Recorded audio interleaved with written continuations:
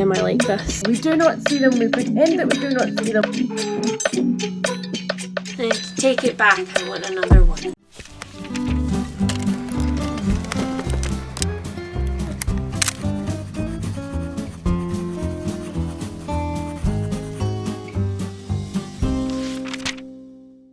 And welcome back to another vlog. There's no point beating about the bush here, I'm sick. If you've been around my channel for any length of time, you guys will know that I deal with a bunch of chronic illnesses which oftentimes overlap and conspire against me to make me feel less me, or a very much less ideal me anyway. 2022 has been difficult thus far. It has dealt us a hell of a lot of blows, some of them small and some of them very, very much not so. Including like losing pets, our house falling apart, Harry's appendix bursting on us randomly. And it's funny because one of my lovely friends recently said to me that although I am very good at spinning plates and as life adds more there are more and more plates, I never actually put down the previous plates, and so I'm just spinning more and more, and inevitably something was going to give, and it has, because I'm sick. We were meant to have a big extravagant planned vlog this week. I had everything ordered, I had everything arranged, and then my body quite simply went,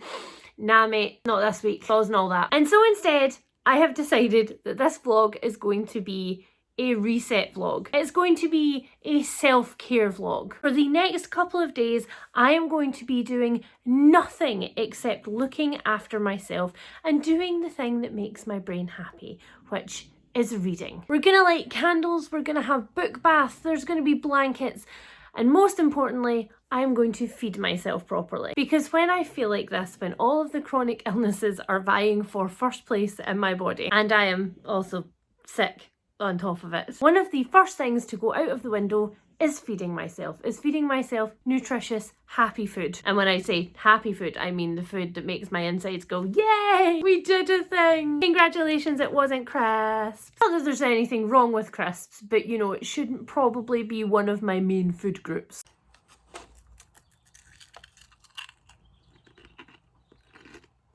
And luckily, to help me do that in this vlog, we have the services of HelloFresh, who have very generously sponsored our adventures here. Our adventures into face masks and finishing all of the books. Which brings me to what we're going to be reading during this vlog. So first up, not actually on my TBR for September whatsoever, we are going to be finishing Family of Liars by E. Lockhart. This is the sequel, it's a prequel, okay? It's the prequel that has just been released to We Were Liars, which is one of my favourite nostalgic booktube books. We Were Liars was one of those books that slipped through my hype net. You know, the one that I protectively drape over myself so that I don't just pick up all of the books because everybody's talking about them and not actually because I want to read them. And I'm so glad that it did because I absolutely love it. You snore really, really loudly, like really loudly.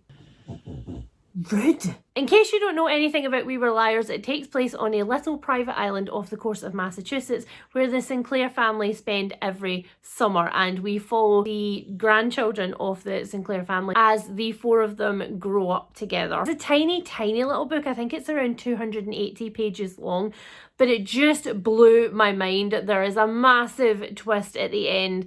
It just follows 3 summers as these teens like slowly fall apart. There is a massive mystery that's introduced on page 1 where we know that everything has gone wrong, like in an irreparable way, but our main character Katie can't quite tell us why. I meant to pick up We Were Liars in preparation for this one coming out, but as was my mood reading absolute disaster of the last couple of months, I didn't get to it in time, so I picked it up just at the end of last month, and then I grabbed this one and I started immediately reading it, even though it's not on my Bookopolis TBR like at all, but I don't care, because it needs to be read. This prequel takes place 25 years before We Were Liars. It's set in 1987 when the kids' mothers are teenagers on the island, and the island looks very, very different to the one that we are presented in the present day, and it's just so good. Oh yeah, and this copy has bright pink sprayed edges. I did not realise that when I pre-ordered it. Then next up, I have about an hour left of the audiobook of I'm Glad My Mum Died by Jeanette McCurdy, which is her memoir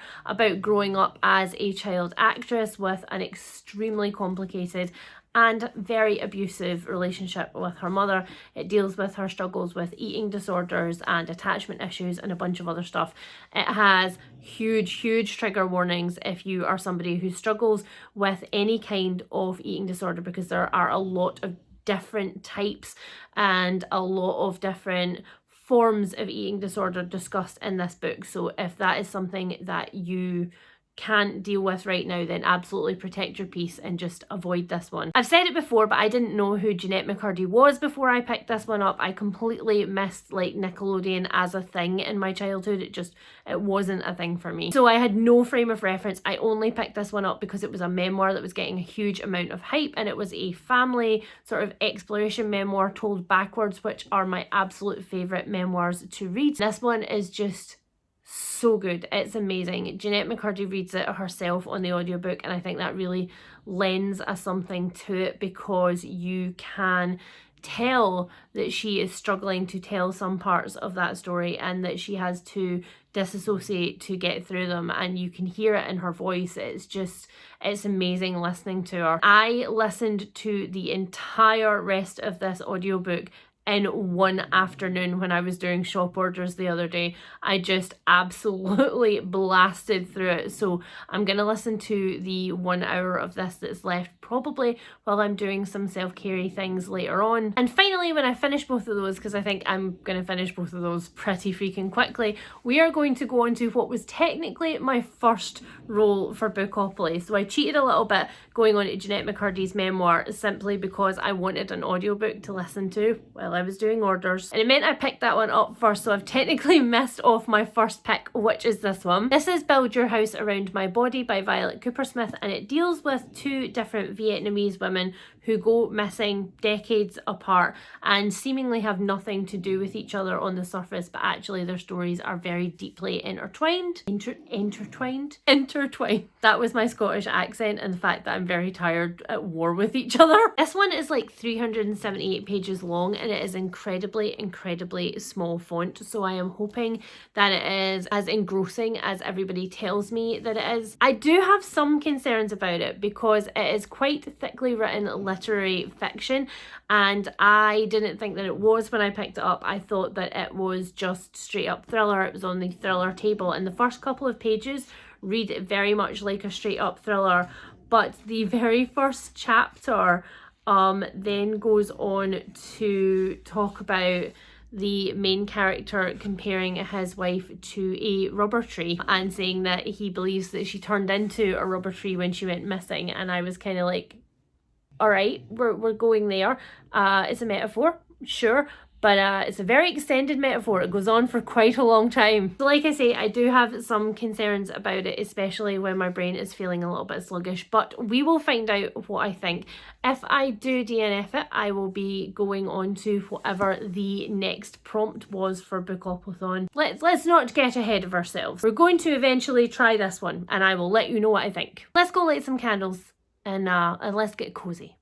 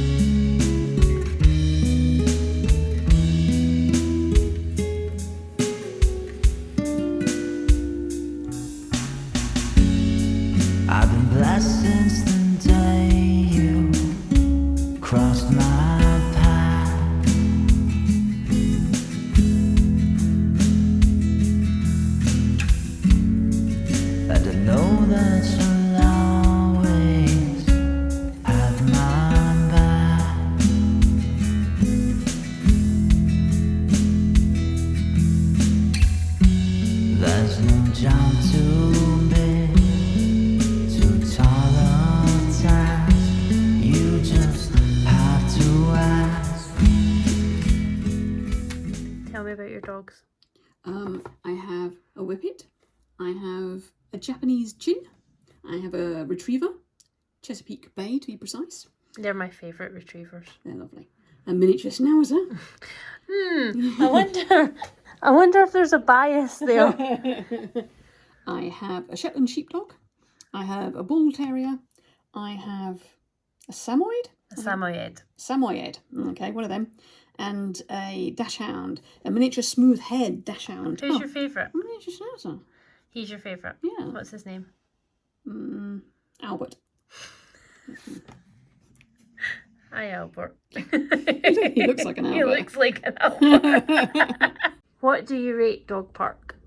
Oh, this is our very first go. Yeah. And I like it, and it's not too competitive, but it is competitive. So that's kind of that's the kind of thing I like. It's like you can do well yourself and be pleased with your pack, without necessarily beating somebody. I like that. Yeah, I like that. It's good. You're a smiley boy. Yeah. Yeah. And we've got this, which is aggressively not a dog. Oh, scowl! I am not a dog. So as you can see here, I'm pretty tired by this point in the day, and I can't really help too much with making our main meal, but that is okay because HelloFresh make everything so simple that it doesn't feel overwhelming to break down the steps of getting food from a recipe onto our plates. As you can see here, I'm in charge of reading out the handy dandy recipe card that comes with each HelloFresh meal. I love these cards because even when my brain is at its foggiest, they are so clear to follow. They don't assume any level of prior knowledge of cooking anything from scratch. They give you full instructions, so there's never a point in the recipe where I feel lost and like I want to give up. HelloFresh has just given us the ability to feel free with our food. One of the main things that my brain struggles to do when it's foggy from chronic illness is actually choose. Making choices feels like it takes a lot of effort, and so I'm often stuck with the same food over and over again until I get sick of it, which is of course a problem. But with HelloFresh, there is a selection of meals that you can pick from every week with delicious pictures, and you just need to click on it and that's it, it's done. Somebody else sends you absolutely everything that you need to your door, and it feels so cozy to be able to make meals from scratch in our kitchen that we can then curl up and enjoy together. If that sounds like something that you would like to try, then you can use my code Literary Diversions at checkout, or head on down to my description box below where there is a unique clickable link. My link and code will get you 60% off your first box and 25% off for 2 months.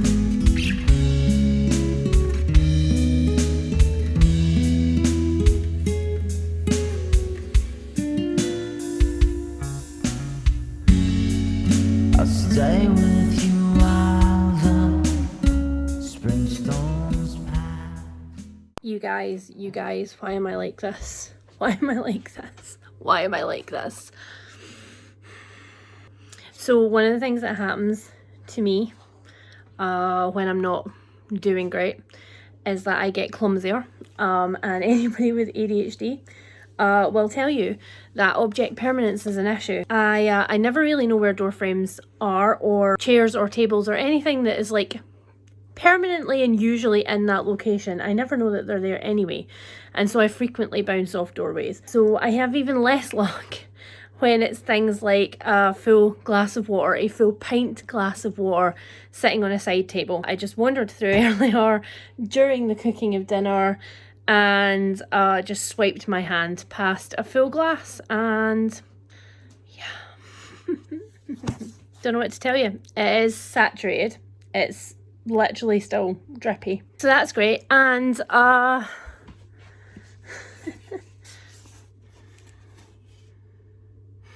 it's fine. The dust cover is drying over here. It's not destroyed.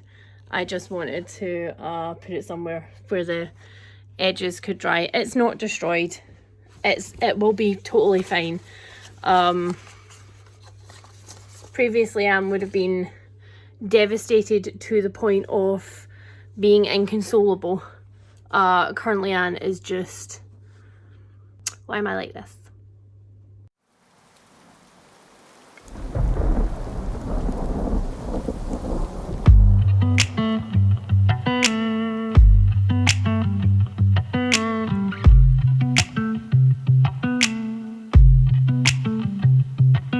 There's pain in the struggle, and there's beauty in the pain.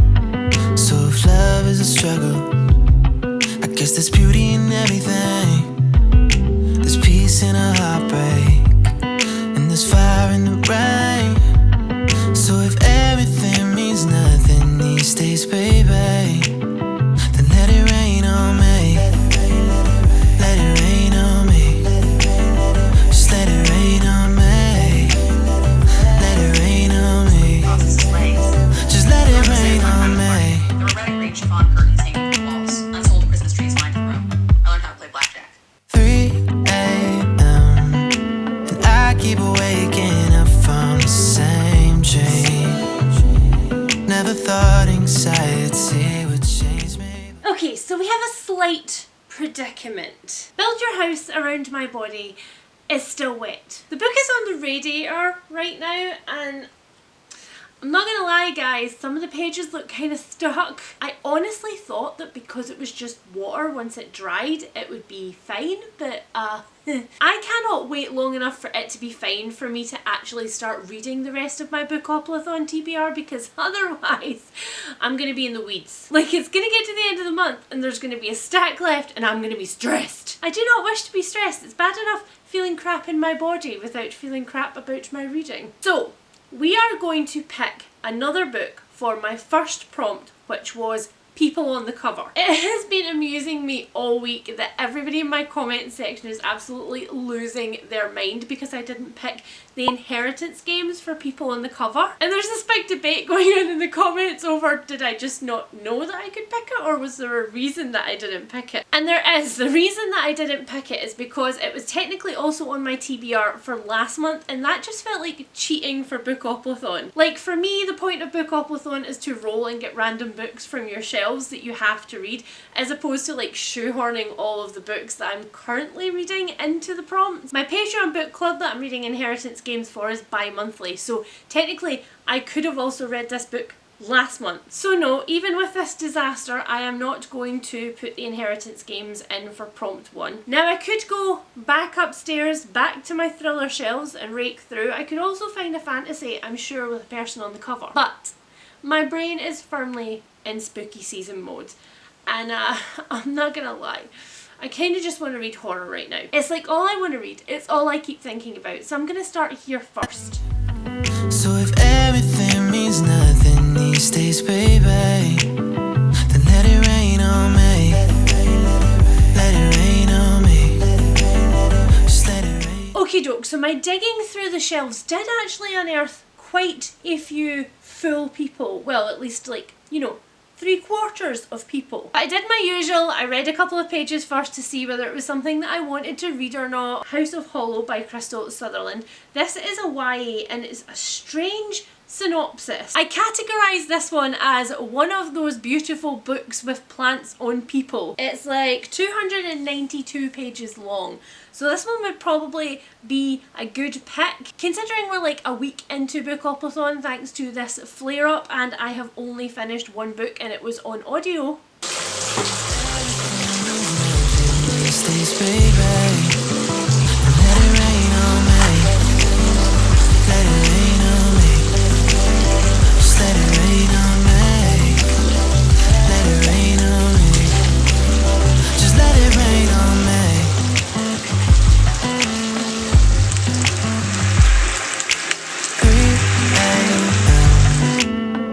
Keep waking up from the same dream. Never thought anxiety. This reading update brought to you by Grissom in his rather fetching t-shirt, because he has had his last cut for the summer and he's freezing. So let's talk finished books first. I am now all done with I'm Glad My Mother Died by Jeanette McCurdy. Sorry that I had to put that over your beautiful, beautiful face. And guys, I freaking loved it. It was amazing. Was it an easy read? Absolutely not. Not in any way. Was it a triggering read? Yes, in several places for stuff that I genuinely did not think I was going to struggle with at all. But was it worth it? So very much so. I don't think I have ever actually read a memoir before which has so clarified some of my own thoughts about childhood that I actually made notes to take them into therapy with me. Some of her thoughts and the way that she summed up how her relationships worked and the reasons that her relationships had those dynamics, just, I don't know, it flicked little switches in my brain and I was like, oh God, that is so accurate. That's why I do that. But I'm not alone in this. This is a very similar sentiment that I have heard from a lot of people who have read this book so far. And I think that happens in a memoir when somebody is brave enough to genuinely say some of the things that you have had in your head and that you've wondered about for a long time, but that you haven't been able to really put words to, either because it's too painful to think about your situation, or you're still in that situation and so talking about it is too much for your mental health. And apart from these amazing revelations that Jeanette McCurdy was having herself, sometimes in just little bits and sometimes in like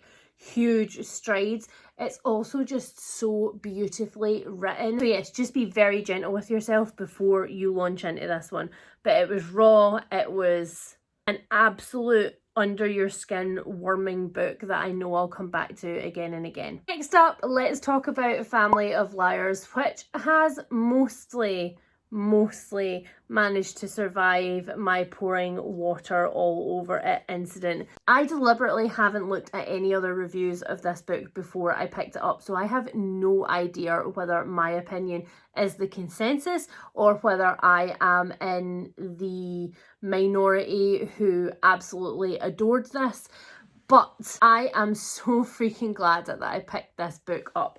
Oftentimes I am concerned about sequels, especially when it's not a series that's going to be a series, because it's different if it's like a fantasy series and it's book one and you know there's open-ended bits at the end, you know that you're going somewhere with it. But when it's a book that you don't expect to have a sequel to, I mean, I've been burned in the past, right? We've got Sweet Pea, there's Still House Lake, now there's The Family Upstairs. So I had a lot of concern going into this one, not only because it isn't even a direct sequel, it's actually a prequel to the events that happen. And I was worried, but I didn't have to be. I shouldn't have been. It was perfect. Lockhart somehow just sank right back into the exact same narrative voice that she had in the first one, and it's quite highly descriptive and very distinctive. It's a very distinctively written book, As We Were Liars. There are different things that are repeated over and over again, different types of metaphors that are used over and over again, and I thought, oh God, is she going to be able to replicate that? And if she does replicate that, is it going to be gimmicky? And it wasn't. It was perfect. It was exactly like just stepping back into that world and there having been no pause whatsoever. I was also worried because this book is about the mothers of the children that we hear about in the second book, in the first book in We Were Liars. It's about their mums and their childhood on the island. It's set in 1987, like I said, so we're 25 years earlier. And some of those women are not portrayed very well in We Were Liars, although we are obviously told that the reason for that is because you're getting it from the kids' perspective, and the kids obviously have a lot of different issues with their mothers. Their mothers have had a very hard life, each of them, and so they come into conflict with each other quite a lot as well. And you are told that in We Were Liars, but somehow she managed to make me love them. And there are so many things that I'm sitting here going, oh my God, that was genius, and that might not hit that way for you, but that's how I felt. Even though some truly horrifying things were happening in this book, even though there were things in this book where I was like, oh my God, I cannot believe she went there. Despite all of that, the nostalgia was off the charts, and it's weird because We Were Liars, it kind of is a narrative all about nostalgia and about how nostalgia actually destroys things the longer you hold on to it and don't allow yourself to move on and don't allow yourself to move forward. I think that it's possible that a criticism some people may have over this book is that it introduced a character that was never spoken about in the original, and it introduced a potential motivation for a lot of the things that happened in the original that make the grandparents in it a lot more sympathetic than they originally were. And by that I mean we are very aware that although we are seeing things through teenage eyes, that there is a lot of racism, there is a lot of classism, there is a lot of old money attitudes going on in the original one, and that the grandparents are very much playing the children off against each other for their inheritance, playing with their idea of security and playing with their ability to feel safe for whatever reason. And it's incredibly manipulative but so believable. And this book does introduce a character that, when you take all of the things that happen in this book into perspective, does make the grandparents a lot more fleshed out and believable, but also it requires you to have a kind of genuine kind of compassion for them that you maybe didn't summon up in the original.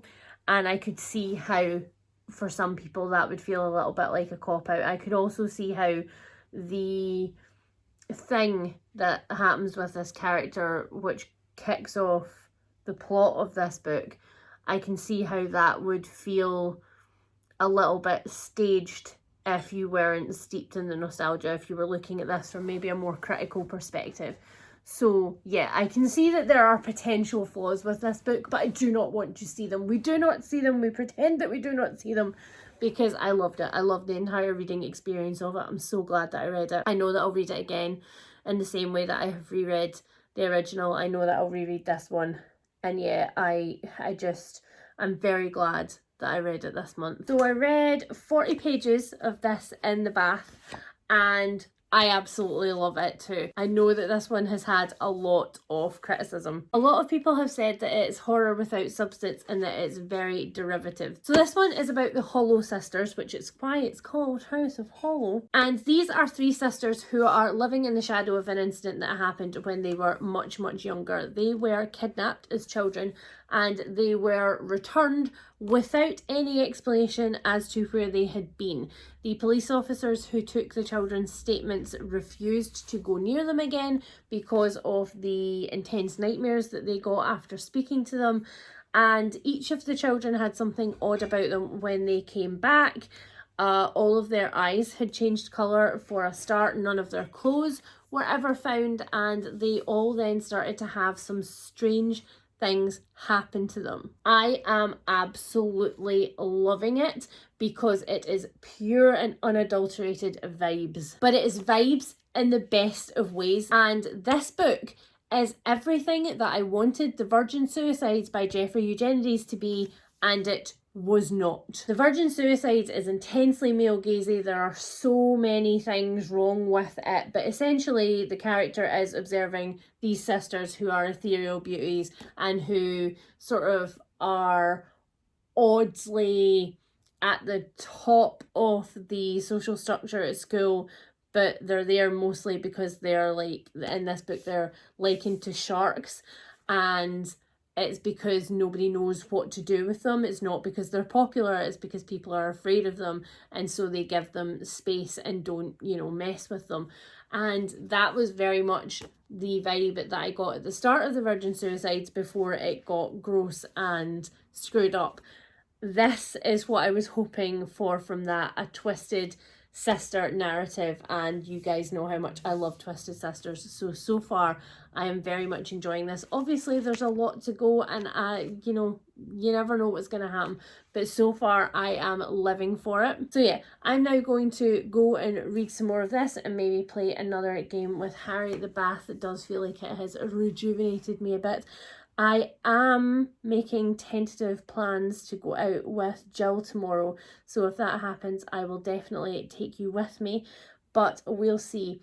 It's hard with chronic illness stuff because while I feel totally fine now, and in fact I might feel fine in the morning because you have an entire night of just lying there and resting, often what happens is, like an hour or two after I'm out, I'm like, oh, this was ill judged, and my body starts to like go into slow shutdown mode where I'm like, yeah, this was a bad idea. Cross fingers it happens, because I think it would be nice to have some fresh air, but I don't know. You will know by the next clip.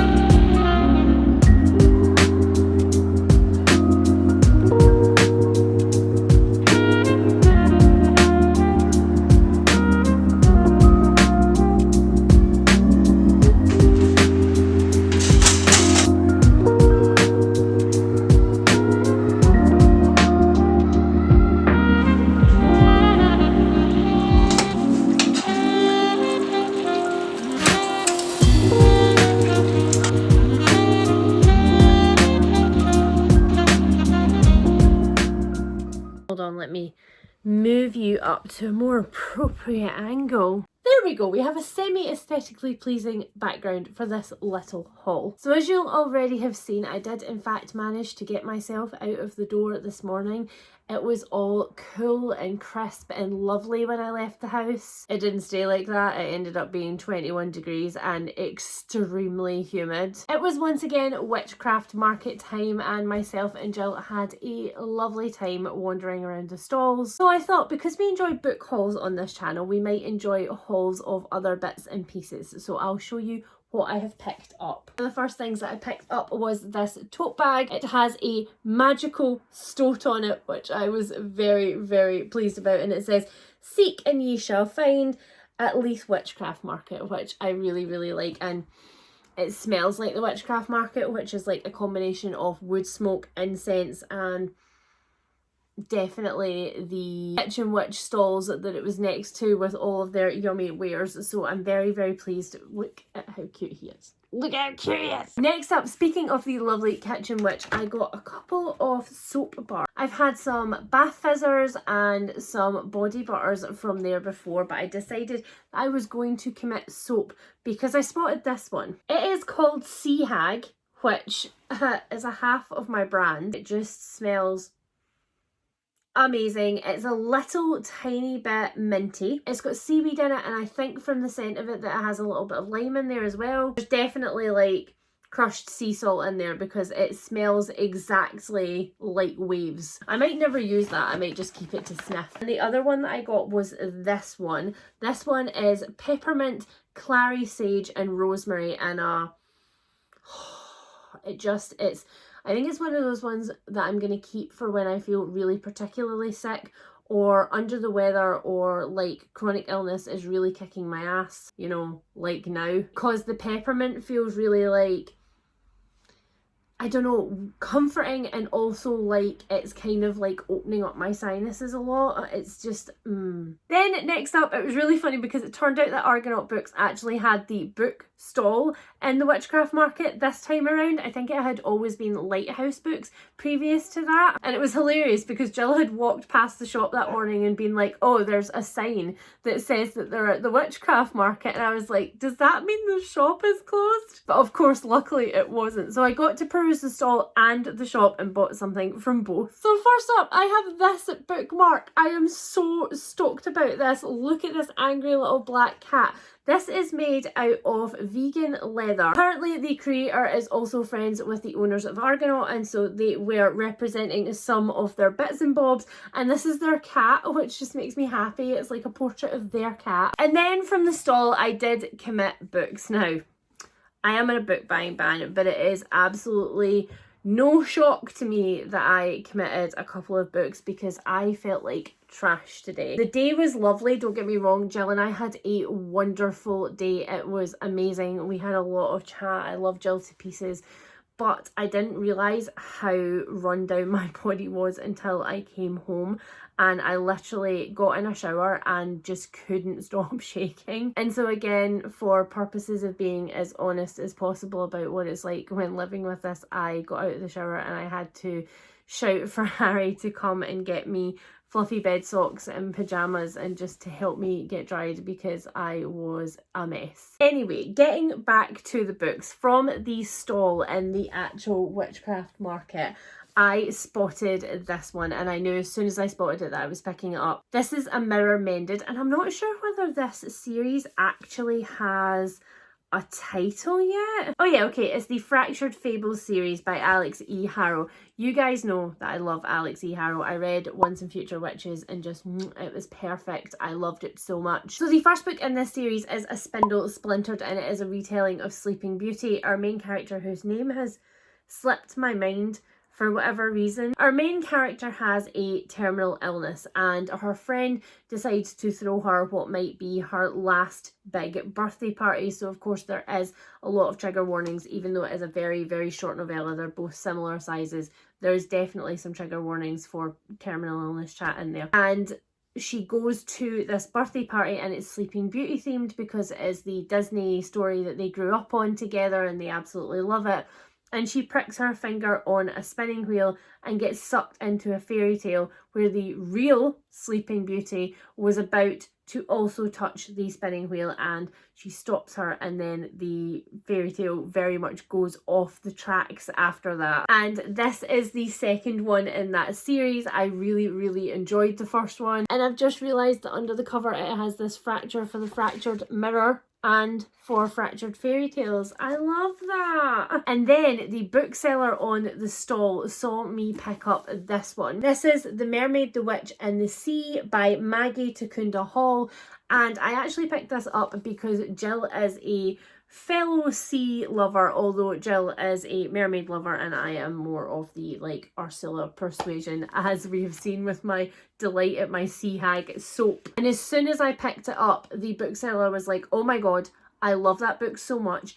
It is fantasy, it is amazing, there are no gender binary characters. The magic system works whereby every time an event happens, the sea makes a new memory and the sea holds these memories. And I absolutely love it when you can actually watch the passion for a book spark behind somebody's eyes while they're selling it to you. And I read the first page and it just sounded so good. So here it is now mine. Normally I would give you a better synopsis than this, but I am super tired, so I'm going to read you the back so that you know what it's about. It says, the pirate Florian, born Flora, has always done whatever it takes to survive, including sailing under a false flag on the Dove as a marauder, thief and worse. Lady Evelyn Hasagawa, a highborn imperial daughter, is on board as well, heading to an arranged marriage she dreads. But her one-way voyage is interrupted when the captain and crew show their true colours. Both Florian and Evelyn have lived their lives by the rules and whims of others, but when they fall in love, they decide to take fate into their own hands, no matter what the cost. And yeah, so the last book in this haul is this little one from the Inklings 404 series. I'm not sure I've talked about this series before on my channel, but I've read a couple of books from it now. The Appendix, which is a memoir about transmasculine joy and how to find it in this incredibly complicated world. And also Love That Journey for Me, which is of course musings on Schitt's Creek and the sort of queer revolution that it brought to Netflix and a bunch of other streaming services who were commissioning big shows around that time. And when we were actually in Argonauts, the bookstore, Jill pointed out this one to me and was like, have you read that one yet? I have, and it's absolutely amazing. So this one is They Came to Slay, the Queer Culture of D&D, and it is all about how since its inception D&D has given queer people a place to act out their fantasies in a space where it's normalised and where it's okay and where storylines and people's characters and their selves, the people running the character, all of the lines kind of blur, and I really, really love that. I don't think there's a single fantasy fan who was born in either the 80s or 90s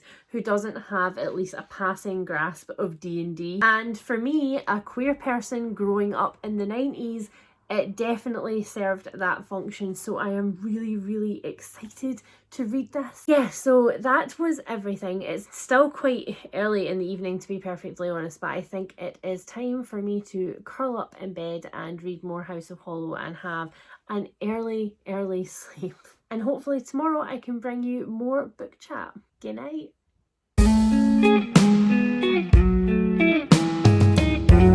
When you come around, the world stops turning. When you're feeling down, well, I'm also hurting. 'Cause I'm sentimental, guess you might be right. The embers burning red, just waiting to ignite. I still want nothing new. I just thought there's nothing I could do. From that moment I was frozen, stuck without it. Hello, my loves. Long time no speak. Well, specifically a week and a half no speak, I think, since the last clip that you saw in this vlog. I knew when I started filming this that I was going to be showing you guys a view of my life that I hadn't really shared before. I pride myself with being pretty honest on this channel, and I've brought you on a lot of journeys with me. A lot of mental health struggles, a lot of ups and downs, a lot of life socking you in the gut. But the chronic illness part and the kind of looking like this part of it, I've kind of kept more to myself. I've tended to just take bigger breaks. Those times where you see bigger gaps between my videos on my channel, that's usually what's going on. I mean, realistically, nobody likes to look at themselves on camera when they're struggling or they're sick. But I ultimately kind of decided that I was just over not talking about it. I was over kind of keeping that part of me off camera all the time, because it really limits the amount of time that I'm able to film for you guys if I'm really never willing to come on camera without a full beat. But also because it's not my real true self, and that's the self that I like to bring you on my channel. So do I feel a little bit vulnerable in showing you my unmade face, messy hair, living in the same clothes for a couple of weeks? Yeah, I think I would be weird if I wasn't a little bit scared about that. But am I also kind of just really proud that I've let myself do it? Yeah, this is what a third of my life looks like, and for some people, unfortunately, it's a lot more than that. And as I am learning and growing and becoming more and more comfortable with me, I'm also becoming more comfortable with sharing that with you guys. So let's get back to the books. Let's wrap up the bookish shenanigans in this vlog. By the end of this vlog, I had finished I'm Glad My Mum Died by Jeanette McCurdy, Family of Liars by E. Lockhart, House of Hollow by Krystal Sutherland. I reread A Spindle, Splintered by Alix E. Harrow, and then when I realised I had to stop filming and actually just take a break from the camera, I decided to pick up my next Bookathon book on audiobook, because I was struggling to like concentrate on words on the page, so it was easier to listen to it. So I actually also finished The Invited by this author's surname is the Irish pronunciation, and you guys were really helpful with it in the comments of my last video, and I can't remember how to pronounce it right now. I'll save that one for tops and bottoms. I'll talk to you more about that there. And I also picked back up Ship of Magic by Robin Hobb, and I am nearly finished. I mentioned to you guys recently that I'm on a personal reread of The Realm of the Elderlings right now. I've read everything except for the final trilogy. I keep getting stuck on Ship of Magic, and I've got to admit I have enjoyed it way more this time around than I ever have in the past. But I also know that once Ship of Magic is out of the way, I'll absolutely tear through the rest of the book. So I just need to freaking finish it. We're nearly there. We're nearly there. We've got like 100 pages to go, which in a Hobb book, that's not very many pages compared to the rest. I did also pick up A Mirror Mended, which is the book that I got at the Witch Fair with Jill, but I had to put it back down again because there is quite a lot of terminal illness chat in that, and when I'm feeling really, really terrible, my medical anxiety is just like up here and I just couldn't read the passive mentions of it every second page. But I am hoping to pick that up by the end of this month because I'm feeling much better now, as you can see. Still not tippy top 100%, but definitely better than I was. So I'll just finish off by telling you what I thought about House of Hollow, because I had a weird reading experience with this book. For the first 90, 100-ish pages, I was really, really enjoying this, and it's quite a short book. There aren't that many pages in it. Now I need to check. Yeah, it is only just shy of 300 pages long, so 100 pages is actually quite a lot of this. I was genuinely loving the atmosphere. As I said, this is about three sisters, and as the book went on and we got past just what happened in their childhood, one of the sisters actually goes missing again, and that is the plot of this book, where that sister has gone. But then I hit the middle section, and I've left my bookmark in it to tell you exactly where it all kind of went downhill for me. Page 141.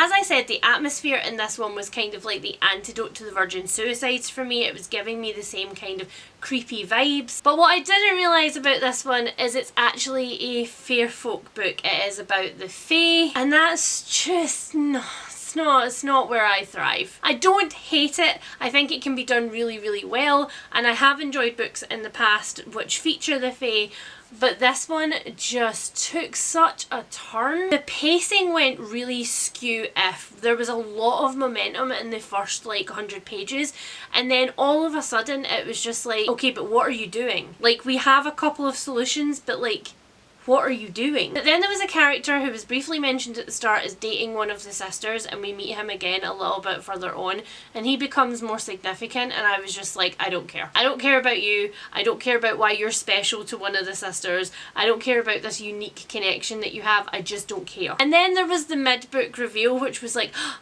this is the reason why everything is actually going on.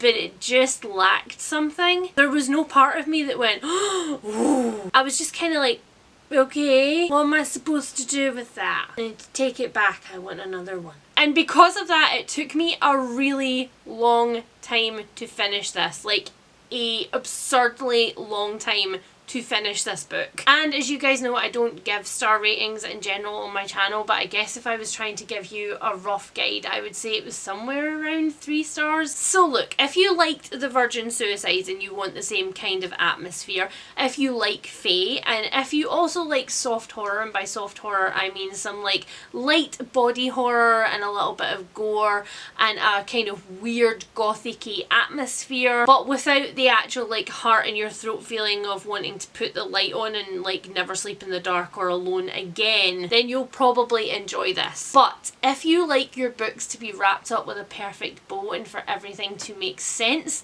you are not going to like this at all. And also, if you don't enjoy flowery writing, if you don't enjoy like overly descriptive lyrical writing, this is not your bag and I would avoid. And yeah, that's it, you guys. Thank you for coming along on this journey with me. I hope that you have enjoyed this vlog. It's definitely a longer one for me as well. I kind of like the vibes of my vlogs to be like a cozy, warm hug where you can feel like for the time that you're watching it that you can just kick back and relax and not worry about anything else. So I hope that I achieved that. And again, if you would like to try out HelloFresh and get 60% off your first box and 25% off for 2 months after that, then you can use my code Literary Diversions at checkout or click my unique link down in the description below. Not only will you get some absolutely tasty meals and a complete experience, but you will also be directly supporting my channel and my ability to make more long, rambly, cozy vlogs like this for you. I will be back with more sit-down videos and more vlogs very soon, guys. I hope that you are enjoying the new autumnal weather and the crackle of the leaves, and I will speak to you soon, guys.